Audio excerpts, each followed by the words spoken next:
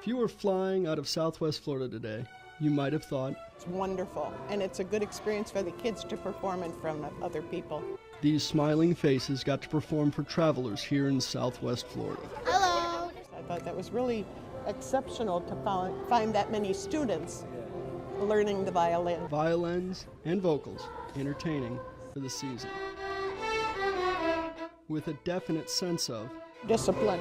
And I like their little cummerbunds and little bow ties. It adds a lot to the whole thing. happy teachers, happy students.